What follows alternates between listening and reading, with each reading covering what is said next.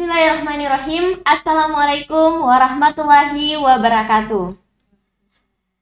Halo teman-teman podcast kalian. Jadi ketemu lagi dengan saya, host Rahmi Fitriani di podcast Idkas Muhammadiyah Sidra. Ya, jadi kali ini guys kita kedatangan narasumber yang sangat istimewa. Beliau adalah Ketua Umum Pikom MM Idkas Muhammadiyah Sidra, Fakultas Keperawatan dan Kebidanan periode 2023-2024. Ya, mungkin teman-teman sekalian penasaran siapa sih sosok dari Ketua Umum Pikom FKK? Ya, maka dari itu kami hadirkan sebagai narasumber kita pada kali ini. Ya, untuk teman-teman podcast kalian, ikuti bincang-bincang kami beberapa menit ke depan. Ya, sebelumnya saya ingin menyapa terlebih dahulu narasumber kita pada kali ini. Assalamualaikum Kak. Waalaikumsalam warahmatullahi wabarakatuh. Bagaimana kabarnya hari ini Kak? Ya, alhamdulillah baik. Ya, baik. Mungkin bisa diperkenalkan dirinya? Ya, baik.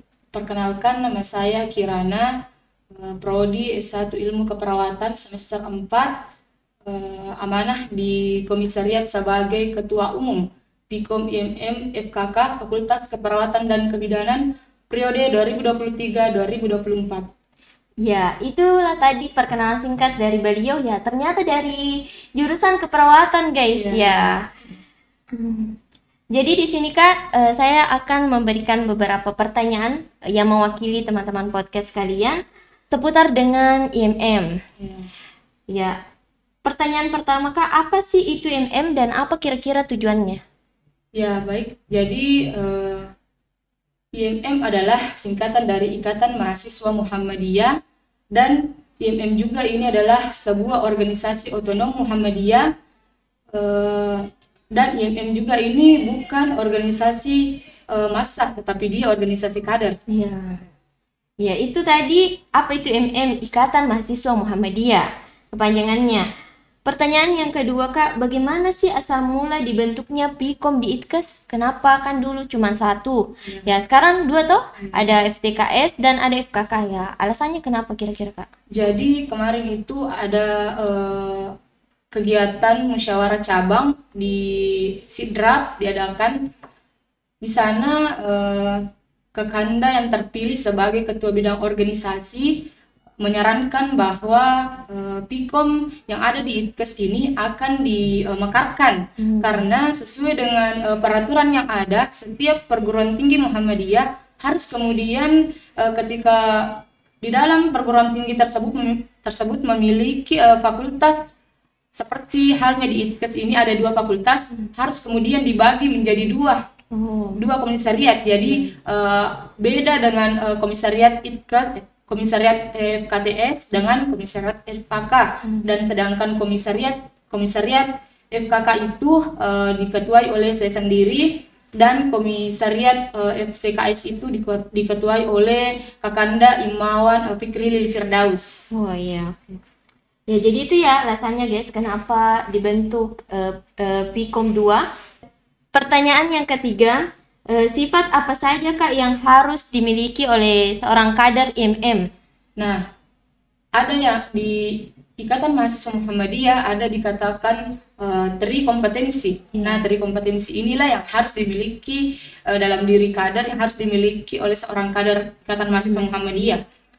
Yang pertama itu ada yang namanya spiritual. Nah, di mana spiritual ini kita harus cerdas dalam hal memahami agama, dan yang kedua ada yang dinamakan intelektual. Kita harus cerdas sebelum kita cerdas dalam hal ilmu agama, kita juga harus barengi dengan ilmu pendidikan seperti halnya dengan kita ini di Idkas kan.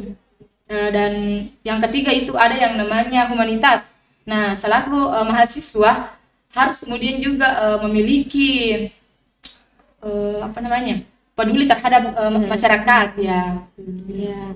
Jadi ada 3 sifat yang harus dimiliki kader IMM ya guys. Jadi yang pertama tadi spiritual, kemudian intelektual, dan yang ketiga adalah humanitas. Nah, pertanyaan selanjutnya Kak, ada berapa jenjang pengkaderan yang ada pada IMM? Nah, di jenjang pengkaderan yang ada di IMM itu Yang pertama ada yang namanya pengkaderan dasar.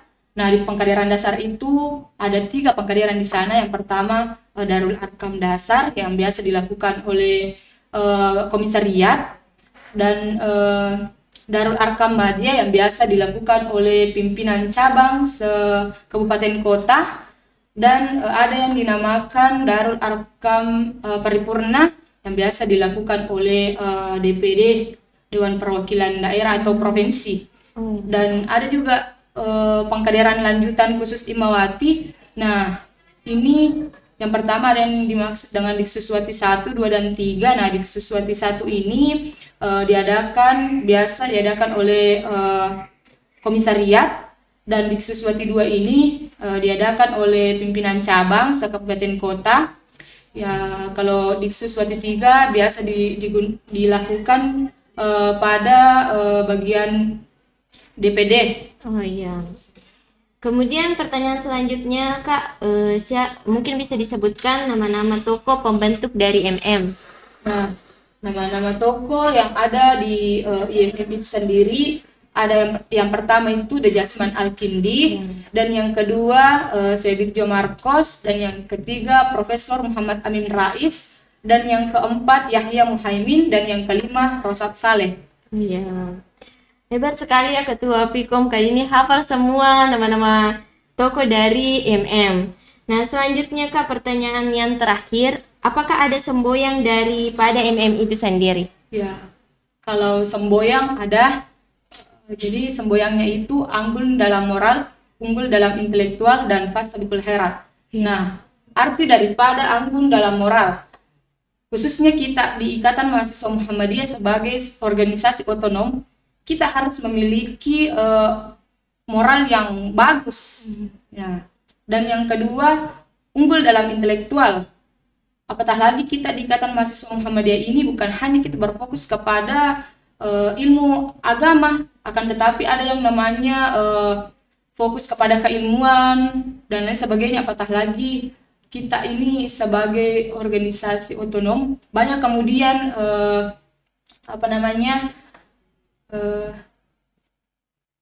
jurusan-jurusan yang lain kan, jadi itu harus dikembangkan. Dan arti daripada fasadul herat itu sendiri berlomba-lomba dalam kebaikan. Ya, itulah tadi jawaban-jawaban yang sangat luar biasa dari beliau. Ya, mungkin sudah sampai Kak di penghujung. Ya, saya sebagai host mengucapkan terima kasih yang sebesar-besarnya atas kesediaan Kakak untuk mengisi podcast kita pada kali ini. Ya, baik pada teman-teman sekalian, mungkin sudah terjawab semua ya pertanyaannya, dan sudah tahu siapa sih sosok dari Ketua Umum Pikom FKK. Ya, saya sebagai host undur diri. Terima kasih banyak, dan jangan lupa like, comment, and subscribe YouTube ITKAS Muhammadiyah Sidra. Sampai jumpa. Wassalamualaikum warahmatullahi wabarakatuh. Waalaikumsalam warahmatullahi wabarakatuh.